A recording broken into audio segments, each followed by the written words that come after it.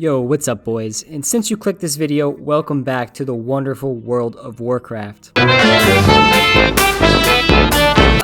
Some things haven't changed, but I assure you other things have, and we'll answer that question today. Can you jerk off if you're undead? Well, not that question, but we will cover the basics of system changes as well as gear and enchants that you should get in order to help optimize your leveling experience. So to start, we have some major changes to the leveling experience with the introduction of Chromie time. This is Chromie. She can be found here in Orgrimmar and here in Stormwind. What she does is offers the ability to level through any expansion regardless of where you currently are in the leveling process. You son of a bitch, I'm in!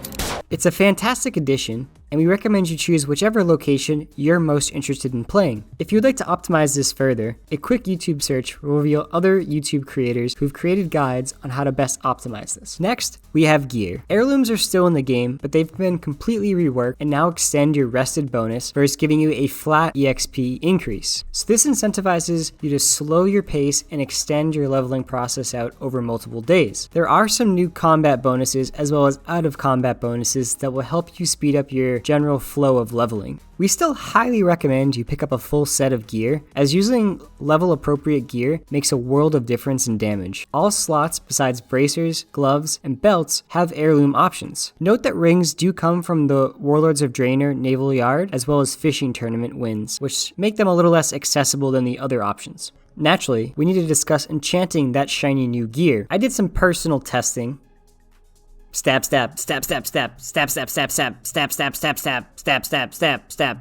And adding a weapon and neck enchant increases your DPS by almost 100% at level 10. This will scale down as you level, but it's a massive noticeable difference. We recommend getting the Elemental Force enchant for all your damage dealing classes. The only caveat is if you plan to heal a dungeon exclusively, but we wouldn't recommend that either. This is the largest single increase that you can provide to your character by enchanting their gear. They're fairly cheap on the auction house as well, mine currently going for about 100 to 200 gold. The next most important enchant is the Mark of the Hidden Satyr. This is a neck enchant, and on the other end of the spectrum is quite expensive, sitting around 5k on my server. This amounts for something like 30% of that 100% increase that I was talking about, with the weapon enchants being the lion's share of that bonus. A non-damage enchant that is an absolute must is the Minor Boot Speed enchants. This adds a flat 10% move speed and will pay for itself during your leveling process. Trust me, get it. The rest of the enchants do not matter as much in our testing, as the collective benefits of getting ring enchants, chest enchants, and various other heirloom enchants only amounts to about 10 to 15% increase in DPS. Definitely still noticeable, but not as easy and accessible as the weapon and neck enchants are.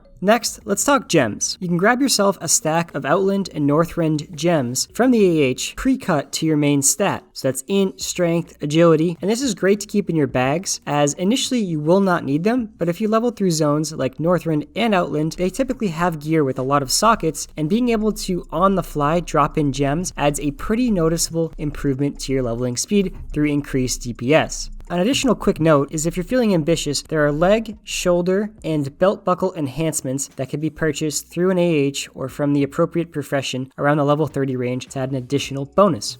Now let's bring it home with something a little more lighthearted. We highly recommend you join a leveling guild as you make your journey to max. This is very accessible through the new additions of a guild finder tool as well as a community tool. It's great to be able to jump in and potentially meet some new people along your journey. Now the final item on our list is very practical. We highly recommend you rebind your auto walk as well as your mount buttons to something that you can access with your left hand that's resting on the WASD key. You're going to be pressing these buttons a lot, and having them accessible without lifting any of your hands from their current position will save you a ton of time in the long run.